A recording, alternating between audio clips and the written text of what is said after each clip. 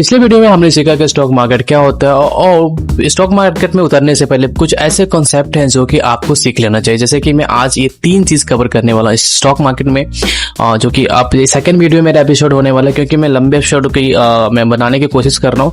ये मेरा second video होने वाला और इस वीडियो में हम सीखेंगे कि 3 चीजें जो मेजर थिंग है जो हमें सीखना चाहिए, जो एक कॉन्सेप्ट है जो हमें क्लियर कर लेना चाहिए अपने मन में, नहीं तो बड़े बड़े लॉसेस से आप बच सकते हो। पहली चीज क्या है कि मैं बताता हूँ। पहले हम सीखेंगे इन्वेस्टिंग और सेविंग और इन्वेस्टिंग में क्या फर्क है, सेविंग और इन्वेस्टिंग में क्या फर्क है ये सीखेंगे। उसके बाद हम सीखेंगे कि इन्फ्लेशन क्या होता है। देखो ये सब सीखना बहुत जरूरी है, ये सब मेजर कॉन्सेप्ट है। ये एक फाउंडेशन का एक सीढ़ी है जो आपको सीखना चाहिए। आपको पता होना चाहिए कि इन्फ्लेशन क्या है, कैसे काम करती है और क्या इन्फ्लेशन क्या किसको बोलते हैं उसको बोलते। और तीसरी चीज सीखने वाले हैं हम कंपाउंडिंग ऑफ मैजिक।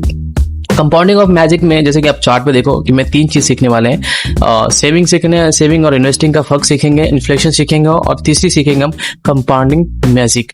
और चौथा हमारा रहेगा रिस्क वर्सेस रिटर्न क्या होता है। तो चलिए सबसे पहले हम ये सीखते हैं सेविंग और इन्वेस्टिंग। सही से बताऊं, मैं सेविंग और इन्वेस्टिंग बताऊं तो सेविंग और इन्वेस्टिंग में दोनों में फर्क है, काफी जवा मतलब जमीन आसमान का फर्क है। अब सेविंग समझ लेते हैं। देखो सेविंग अगर तुम्हें बताऊं, सेविंग क्या है भाई, अपने पैसे को घर में रख लो या तो बैंक्स में रख लो। अब बैंक में रखोगे तो 3 से 4% एनुअल आपको इनकम इंक्रीज होगा आपकी एक अमाउंट पे। लाइक आपके पास अगर 10,000 है, आप 10,000 को बैंक्स में जमा कर रहे हो तो आपका एनुअल इनकम जो है वो 3 से 4% बढ़ेगा। अगर आप घर में रख लेते हो तो भाई वो बिल्कुल नहीं बढ़ने वाला। तो सेविंग का मतलब यही होता है कि आप अपने पैसे को या तो बैंक्स में रख सकते हो या अपने घर में रख सकते हो। घर में रखोगे तो पैसे इंक्रीज नहीं होंगे, 3 से 4% वो भी नहीं बढ़ेगा। अगर बैंक में रख रहे हो तो 3 से 4% वो भी बढ़ सकते हैं। अब हम बात कर लेते हैं इन्वेस्टिंग की। अब इन्वेस्टिंग की बात करते हैं तो इन्वेस्टिंग उससे एकदम उल्टा है। अब देखो इन्वेस्टिंग में हम क्या लगाते हैं, हम पैसों को अपने लगाते हैं म्यूचुअल फंड में, SIP में या कोई ऐसी जगह पे जहां पे हमारे पैसा बढ़े। अब देखो ये सब करने से पहले हम ये सोचते हैं कि हमें रिस्क रिवॉर्ड फॉलो है या नहीं। हम ऐसे नहीं कुछ जाते कि हाँ हमें अच्छी कंपनी दिख रही है चलो मैं लगा देता हूँ पैसा।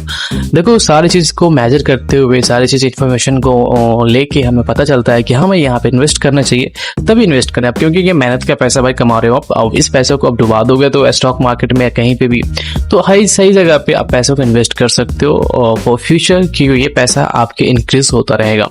हाँ आप एक चीज और कर सकते हो, ये पैसे को आप रियल एस्टेट में भी लगा सकते हो क्योंकि वहां भी पैसा बढ़ता है। आप लाइक जमीन लैंड वगैरह बाय कर सकते हो, बाय करने के बाद उसके महंगे दामों पे सेल कर सकते हो। तो ये एक इन्वेस्टिंग हो सकता है जो कि आगे फ्यूचर में जाके आपको पैसा इंक्रीज करके देगा। और जो सेविंग है वो भाई 3 से 4% ही अगर बैंक में है तो भी देगा, नहीं तो उसे ज्यादा नहीं देगा। और इसमें रिस्क तो है, इन्वेस्टिंग में रिस्क है, बट रिस्क जहाँ रिस्क है वहाँ इश्क है, और जहाँ रिस्क ज्यादा होता है तो वहां पे रिटर्न भी ज्यादा होते हैं। अब हम बात कर लेते हैं इन्फ्लेशन की। ये हमारा दूसरी चीज है इन्फ्लेशन क्या है। अब देखो इन्फ्लेशन बहुत बड़ी एक कॉन्सेप्ट है, जहाँ पे बहुत बड़ी एक मुद्दा है और जो कि बहुत लोगों को पता होता भी है या नहीं होता मुझे नहीं मालूम, बट ठीक है मैं थोड़ी सी एक्सप्लेन करना चाहता हूँ इन्फ्लेशन क्या होती है।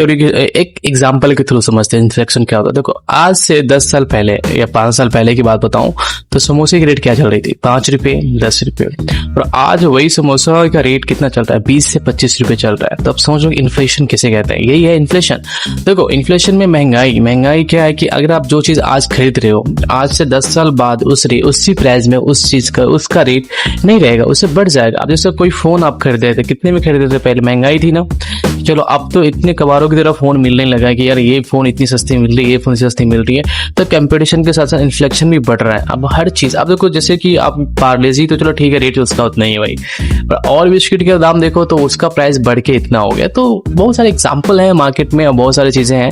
इन्फ्लेशन वो चीज है जो कि आपके पैसे को चुरा लेता है आपसे। अगर आपके बैंक में 1 लाख रुपया रखा हुआ और 10 साल बाद उसी पैसा की वैल्यू कम हो जाएगी, क्योंकि इन्फ्लेशन बढ़ जाएगा, महंगाई बढ़ जाएगी, हमारे चीजें खरीदने की जिंदगी बैंक से बढ़ जाएगी, कपड़े की दाम बढ़ जाएगी, बहुत सारे राशन की दाम बढ़ जाएगी, बहुत सारे निजी जो वांट्स या नीड्स होंगे वो सबकी दाम बढ़ जाएंगे। तो यही होती है इन्फ्लेशन। इन्फ्लेशन होता है वो जो आपके अकाउंट को एकदम चोरी से वो सारे पैसे चुरा लेते हैं और हमें पता भी नहीं चलता।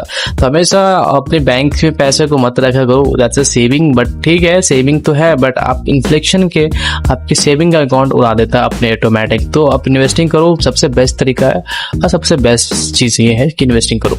तीसरी चीज सीखने वाले हैं हम कंपाउंडिंग। अब देखो कंपाउंडिंग अलग ही लेवल का मैजिक है, सच बताऊं तो compounding is the magic totally. अगर आप लॉन्ग टर्म में आपके पास पैशन है, आप लॉन्ग टर्म में इन्वेस्टमेंट करना चाहते हो, सोचा है कि आपने चलो 100 रुपए ही मैं डेली का या मंथली का जितना होगा उतना इन्वेस्टिंग करता जाऊंगा SIP के थ्रू, तो compounding is the best option for you. आप देखो क्या है कंपाउंडिंग में, ये मैंने पहले से ड्रॉ कर रखा है, जस्ट मैजिक कंपाउंडिंग। अगर फर्स्ट ईयर अगर मान लो कि आप 10,000 रुपया एनुअल आपने इन्वेस्ट कर रहे हो, ठीक है, 10,000 रुपया ये वाला, इस 10,000 को आप एनुअली इनकम को थ्रू आप इन्वेस्ट कर रहे हो, चलो ठीक है आपने लगा दिया म्यूचुअल फंड SIP में। अब 10,000 का 10% मान लो on an average annual average 10%, तो 1,000 का 10,000 का 10% 1,000 में आपका कितना एनुअल आपका नेट प्रॉफिट होता है, चलो टोटल हो जाता है आपका 11,000 रुपये। अब 11,000 पे सेकेंड ईयर आपके 11,000 पे उस पे आपका एनुअल इंटरेस्ट आपका 10% पे उस पे लगेगा, क्योंकि प्रॉफिट प्लस आपका जो अमाउंट है उस पे 10% लगेगा, तो वो हो जाएगा 12,100। अब 12,100 पे तीसरे साल, जब हम तीसरे साल हमारे पैसे 12,100 पे उस पे 10% इंटरेस्ट ब्याज मिलेगा हमें, एनुअल माना है तो 10% उससे कम भी हो जा सकता है या ज्यादा भी होता है, तो इस पे हमें 13,300 का मिलेगा। तो सोच रहे हो आप इस पे कितना अच्छा कंपाउंडिंग मिल रहा है। देखो पहले हमने पर हमारा एनुअल इनकम कितना है, हमारा एनुअल जो हमने इन्वेस्ट किया वो 10,000 ही किया है, बट हमें 10,000 पे नहीं, फिर हमें 11,000 पे मिल रहा है 10%, फिर हमें 12,100 पे, और ऐसे धीरे धीरे धीरे 10 साल या 20 साल के बाद आपका जो एनुअल अमाउंट है वो उस पे नहीं, आपके इंटरेस्ट के जो भी वो सारे ऐड करके उस पे मिलेंगे आपको। जैसे आप यहाँ पे देख रहे हो चार्ट पे कि ये कैसे मिल रहा है, ठीक है, और ये सारी चीजें कैसे फॉर्मेट हो रहा है। तो लॉन्ग टर्म में कंपाउंडिंग का मैजिक दिखता है। अगर आप 5 साल बाद देखते हो यार 1 साल 2 साल कुछ नहीं हो रहा, 3 साल कुछ नहीं हो रहा, 4 साल कुछ नहीं हो रहा, बस 5वीं साल 6ठी साल 7वीं साल या 8वीं 9वीं 10वीं साल के बाद आपके कंपाउंडिंग का फर्क आपको नजर आएगा। तो बहुत बड़ी कॉन्सेप्ट है ये कंपाउंडिंग का, कहते हैं ना 8th ऑफ द वंडर बोलते हैं इसको। तो भाई यही है, आप वॉरेन बफेट को देख लो, कंपाउंडिंग से कितना पैसा उन्होंने कमाया है, तो मैजिक है इसका कंपाउंडिंग का। बट आपको पैशन रखने पड़ेंगे और धैर्य रख के साथ आपको चलना पड़ेगा, क्योंकि इसमें जल्दी प्रॉफिट नहीं दिखता है, बट लॉन्ग टर्म में भाई बहुत ज्यादा अच्छा है, बहुत ज्यादा अच्छा वर्क करता है। इसमें मैथमेटिक्स का दिमाग बहुत अच्छा लगा हुआ है। तो अगर आप कंपाउंडिंग में आपको इंटरेस्ट है तो भाई कंपाउंडिंग करो, बहुत बढ़िया है, क्योंकि आप लॉन्ग टर्म में हमेशा से देखोगे 10 साल बाद 20 साल बाद, अगर मैं 100 रुपया इन्वेस्ट कर रहा हूँ डेली का, तो 10 साल बाद 20 साल बाद कंपाउंडिंग से कितना पैसा हो सकता है, तो एक्जैक्टली हो सकता है भाई। आप आपको स्टार्ट तो करो। तो कंपाउंडिंग बहुत अच्छा कॉन्सेप्ट है, आपको सीखना चाहिए, हम सबको सीखना चाहिए और इन्वेस्ट करना चाहिए कंपाउंडिंग के साथ। और चौथा हम समझते हैं रिस्क एंड रिटर्न।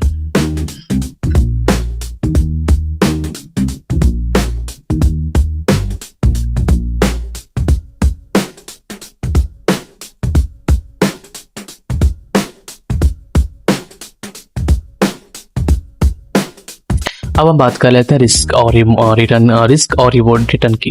देखो स्टॉक मार्केट में अगर आप आए हो तो आपको पता होना चाहिए कि जितना ज़्यादा रिस्क स्टॉक मार्केट में होता है उतना ज़्यादा रिटर्न्स भी हमें मिलता है। तो हमें उस जगह पे पैसे को इन्वेस्ट करना होता है, उस जगह पे हमें पैसे को लगाना होता है।